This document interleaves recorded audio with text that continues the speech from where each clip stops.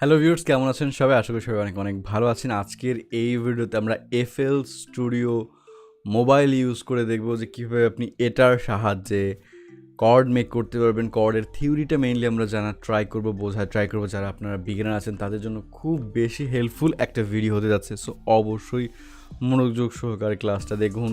চলুন শুরু করা যাক।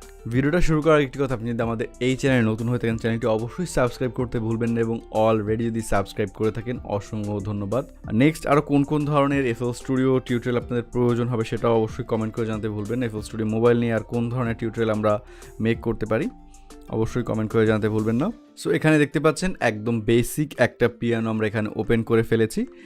এটার ইন্টারফেসটা কিছুটা এরকম শো হচ্ছে। আপনারা যখন পিয়ানোটা অন করবেন কিছুটা এরকম শো হবে।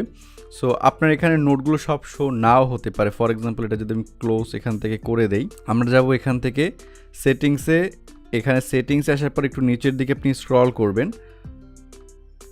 নিচের দিকে স্ক্রল করলে এখানে একটা অপশন আপনি পেয়ে যাবেন, show key names on keyboard and পিয়ানোর রোল। এই অপশনটা আপনি পেয়ে যাবেন। এটা অবশ্যই এখান থেকে অন করে দিবেন, দেন আপনার এটা শো হয়ে যাবে।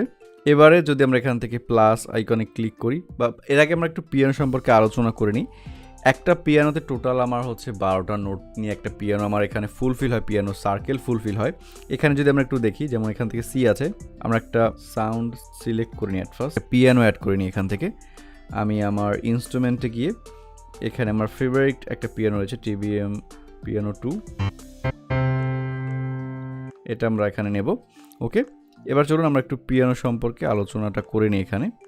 এখানে দেখতে পাচ্ছেন আপনারা পিয়ানো, এবং এটা যদি আমরা খেয়াল করি এখানে দেখতে পাচ্ছেন টোটাল 12টা নোট রয়েছে। কোথায় 12টা? যেমন 1 2 3 4 5 6 7 8 9 10 11 12।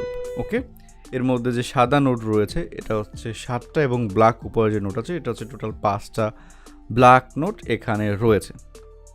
ওকে, যেমন এটা হচ্ছে আমাদের সি, এটা হচ্ছে C sharp, D, D sharp, E, এর কোনো শার্প হয় না, F, F sharp, G, G sharp, A, A sharp এবং বি।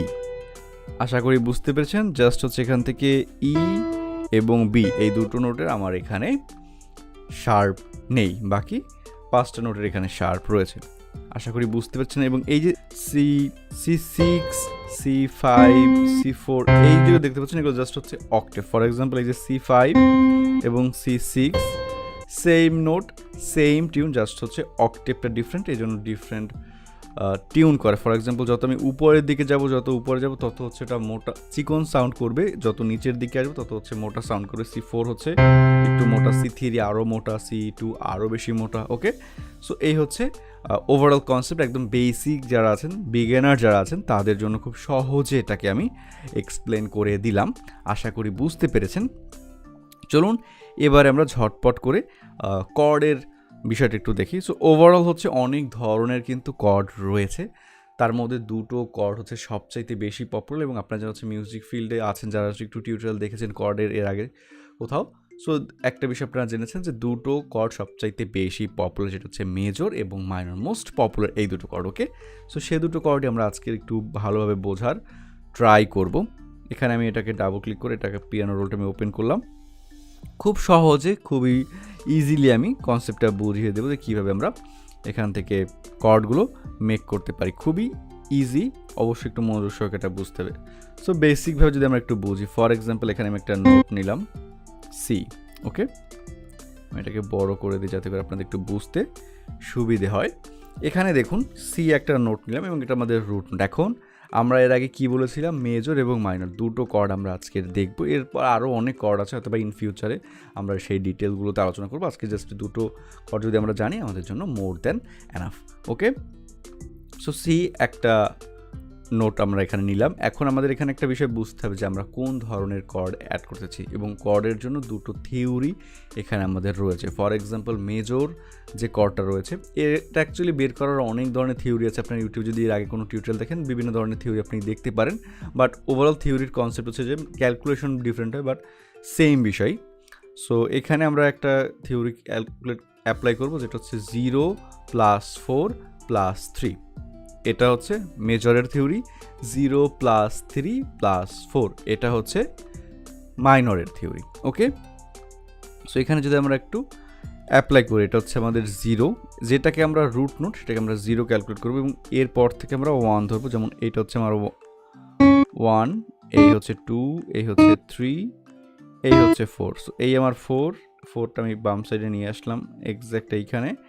এবারে আমরা কি দিয়েছিলাম 0, এই নিচেরটা, এই হচ্ছে 4, 0 + 4 + 3। সো আবার আমরা যদি ক্যালকুলেট করি 1 2 3, ওকে, 0 + 4 + 3, বাকিগুলো আমি এখান থেকে ডিলিট করে দিই। সো এই যে একটা কর্ড আমরা এখানে দেখতে পাচ্ছি, এটা কিন্তু আমাদের মেজর কর্ড এখানে ক্রিয়েট হয়ে গিয়েছে। যদি আমরা একটু প্লে করি এখানে, সো এই কিন্তু আমাদের একটা মেজর কর্ড ক্রিয়েট হয়ে গিয়েছে। এরপর আমরা মাইনরের থিওরিটা কি বলেছিলাম, 0 + 3 + 4। সো সেটা যদি আমরা এখানে অ্যাপ্লাই করি, এটা হচ্ছে আমাদের 0। সেমভাবে আমরা সিতেই বসাবো, মানে সি মাইনর ক্রিয়েট করবো। সো 0, এরপরে যদি আমরা ক্যালকুলেট করি 1 2 3, এই হচ্ছে আমাদের 3, যেহেতু 0 + 3 + 4, সো এই হচ্ছে আমাদের 3। আবার যদি এরপর থেকে আমাদের ক্যালকুলেট করতে হবে, খেয়াল করবেন এই বিষয়গুলো, 1 2 3 4, এই হচ্ছে আমাদের 4, মানে 0 + 3 + 4, এটা হচ্ছে আমাদের মাইনর কর্ড। সো মেজর এবং মাইনর কর্ড আশা করি খুব সুন্দরভাবে আপনি বুঝতে পেরেছেন। এবং মজার বিষয়টা যদি আপনি এখানে খেয়াল করেন, মেজর এবং মাইনর কর্ড দুটোর ডিফারেন্স কিন্তু জাস্ট আমাদের মিডল নোটটা খেয়াল করেছেন। ফর এক্সাম্পল, যেটা আমাদের এই যে মেজর যে কর্ডটা রয়েছে, এটা যদি আমি একটা নোট নিচে ডাউন করে দিই, এটা কিন্তু আমাদের মাইনর কর্ড হয়ে যাচ্ছে। এবং যেটা আমাদের মাইনর কর্ড আছে, এটা যদি আমি একটা নোট আপ করে দিই, এটা কিন্তু আমাদের মেজর কর্ড হয়ে যাচ্ছে। চলুন একবার একটু প্লে করে শুনি আমরা।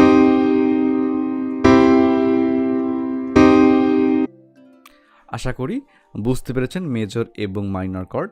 এবং আরও অনেক, এটা হচ্ছে মেজর মাইনর ট্রাইড কর্ড। যদি আপনার অ্যাডভান্স কর্ডের, for example major 7th, minor 7th, major 9th, minor 9th, inverted chord, diminished chord, augmented chord, এই সব আরও ডিটেইল কর্ডের ক্লাসের প্রয়োজন হয়, অবশ্যই কমেন্ট করবেন। আমরা FL Studio মোবাইলে এই ভিডিওগুলো দেখবো। সামনে আমি চাচ্ছি যে FL Studio মোবাইল নিয়ে আরও সুন্দর সুন্দর টিউটোরিয়াল আপনাদের সাথে উপরে দিতে, কীভাবে ভোকাল মিক্সিং করতে হয়, কীভাবে প্রজেক্ট মিক্সিং করতে হয়, বিট মেকিং করতে হয়, মিউজিক মেকিং করতে, মিউজিক প্রোডাকশন করতে হয়, সবগুলো নিয়ে আমরা সামনে ভিডিও মেক করে যাচ্ছি।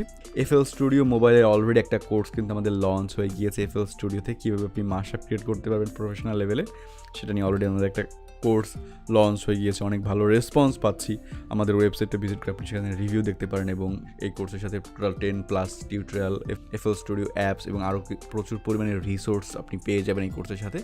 সো আপনি যদি কোর্সটা করতে চান, যদি আপনি আপনার হাতে রাখা স্মার্টফোনটি থেকে মাশআপ ক্রিয়েট করতে চান, তাহলে অবশ্যই সেই কোর্সটা চেক আউট করতে পারেন। দেখা হচ্ছে নেক্সট ক্লাসে। সেই মতো সবাই ভালো থাকুন। খোদা হাফেজ।